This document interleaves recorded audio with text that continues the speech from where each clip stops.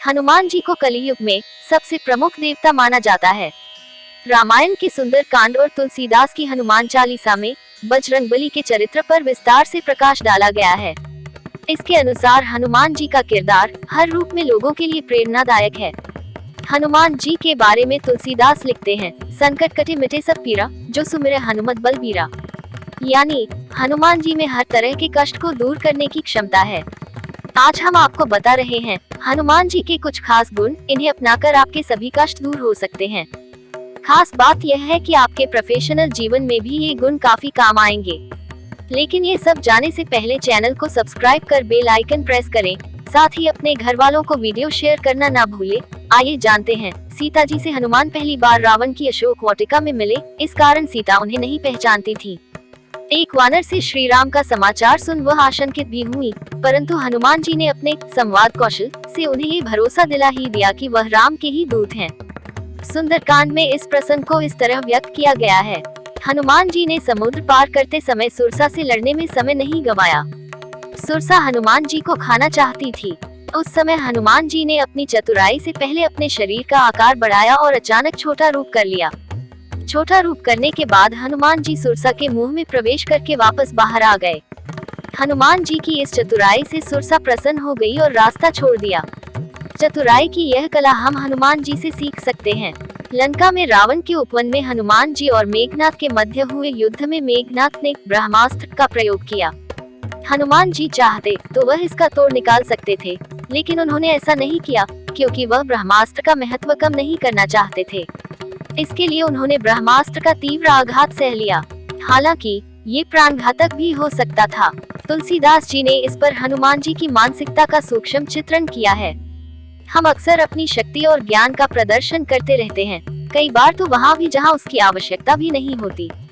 हनुमान चालीसा में लिखा है, सीता के सामने उन्होंने खुद को लघु रूप में रखा क्योंकि यहाँ वह पुत्र की भूमिका में थे, परंतु संहारक के रूप में वह राक्षसों के लिए काल बन गए। एक ही स्थान पर अपनी शक्ति का दो अलग अलग तरीके से प्रयोग करना हनुमान जी से सीखा जा सकता है। जिस समय लक्ष्मण रणभूमि में मूर्छित हो गए, उनके प्राणों की रक्षा के लिए हनुमान जी पूरा पहाड़ उठा लाए क्योंकि वह संजीवनी बूटी नहीं पहचानते थे। हनुमान जी यहाँ हमें सिखाते हैं कि मनुष्य को शंका स्वरूप नहीं वरन समाधान स्वरूप होना चाहिए। सीता जी का समाचार लेकर सकुशल वापस पहुँचे श्री हनुमान की हर तरफ प्रशंसा हुई, लेकिन उन्होंने अपने पराक्रम का कोई किस्सा प्रभु राम को नहीं सुनाया। ये हनुमान जी का बड़प्पन था, जिसमें वह अपने बल का सारा श्रेय प्रभु राम के आशीर्वाद को दे रहे थे। प्रभु श्री राम के लंका यात्रा वृतांत पूछने पर हनुमान जी जो कहा उससे भगवान राम भी हनुमान जी के आत्ममुग्धता विहीन व्यक्तित्व के कायल हो गए। समुद्र में पुल बनाते वक्त अपेक्षित कमजोर और उच्च श्रृंखल वानर सेना से भी कार्य निकलवाना उनकी विशिष्ट संगठनात्मक योग्यता का परिचायक है। राम रावण युद्ध के समय उन्होंने पूरी वानर सेना का नेतृत्व संचालन प्रखरता से किया।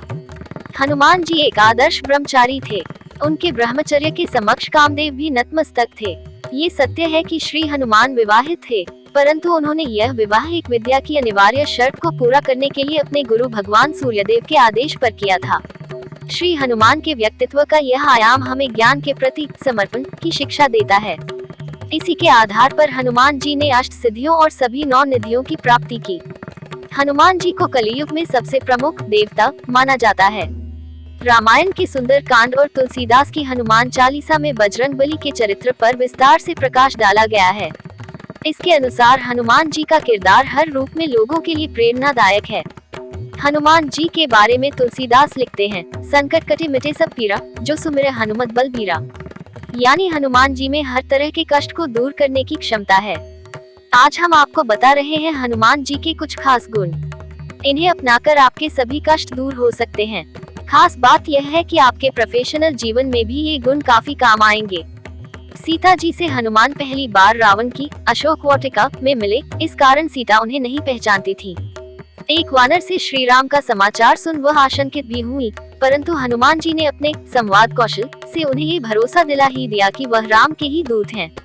सुंदरकांड में इस प्रसंग को इस तरह व्यक्त किया गया है, हनुमान जी ने समुद्र पार करते समय सुरसा से लड़ने में समय नहीं गंवाया।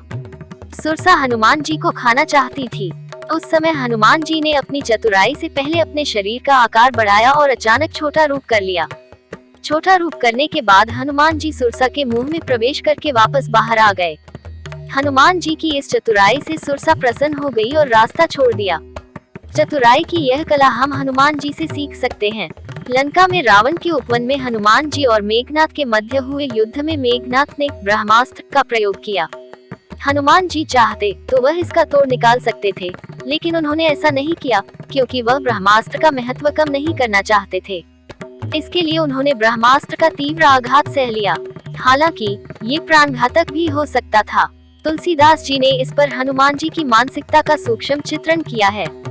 हम अक्सर अपनी शक्ति और ज्ञान का प्रदर्शन करते रहते हैं, कई बार तो वहाँ भी जहाँ उसकी आवश्यकता भी नहीं होती। हनुमान चालीसा में लिखा है, सीता के सामने उन्होंने खुद को लघु रूप में रखा क्योंकि यहाँ वह पुत्र की भूमिका में थे, परंतु संहारक के रूप में वह राक्षसों के लिए काल बन गए। एक ही स्थान पर अपनी शक्ति का दो अलग अलग तरीके से प्रयोग करना हनुमान जी से सीखा जा सकता है। जिस समय लक्ष्मण रणभूमि में मूर्छित हो गए, उनके प्राणों की रक्षा के लिए हनुमान जी पूरा पहाड़ उठा लाए क्योंकि वह संजीवनी बूटी नहीं पहचानते थे। हनुमान जी यहाँ हमें सिखाते हैं कि मनुष्य को शंका स्वरूप नहीं वरन समाधान स्वरूप होना चाहिए। सीता जी का समाचार लेकर सकुशल वापस पहुँचे श्री हनुमान की हर तरफ प्रशंसा हुई, लेकिन उन्होंने अपने पराक्रम का कोई किस्सा प्रभु राम को नहीं सुनाया। ये हनुमान जी का बड़प्पन था, जिसमें वह अपने बल का सारा श्रेय प्रभु राम के आशीर्वाद को दे रहे थे। प्रभु श्री राम के लंका यात्रा वृतांत पूछने पर हनुमान जी जो कहा उससे भगवान राम भी हनुमान जी के आत्ममुग्धता विहीन व्यक्तित्व के कायल हो गए। समुद्र में पुल बनाते वक्त अपेक्षित कमजोर और उच्च श्रृंखल वानर सेना से भी कार्य निकलवाना उनकी विशिष्ट संगठनात्मक योग्यता का परिचायक है। राम रावण युद्ध के समय उन्होंने पूरी वानर सेना का नेतृत्व संचालन प्रखरता से किया। हनुमान जी एक आदर्श ब्रह्मचारी थे। उनके ब्रह्मचर्य के समक्ष कामदेव भी नतमस्तक थे। ये सत्य है कि श्री हनुमान विवाहित थे, परंतु उन्होंने यह विवाह एक विद्या की अनिवार्य शर्त को पूरा करने के लिए अपने गुरु भगवान सूर्यदेव के आदेश पर किया था। श्री हनुमान के व्यक्तित्व का यह आयाम हमें ज्ञान के प्रति समर्पण की शिक्षा देता है। इसी के आधार पर हनुमान जी ने अष्ट सिद्धियों और सभी 9 निधियों की प्राप्ति की। दोस्तों, कहानी को सुनकर कमेंट में जय बजरंगबली जरूर लिखें और साथ ही चैनल को सब्सक्राइब कर बेल आइकन प्रेस करें। वीडियो को ज्यादा से ज्यादा हो सके शेयर करें। हनुमान जी आप पर कृपा बरसाते रहेंगे।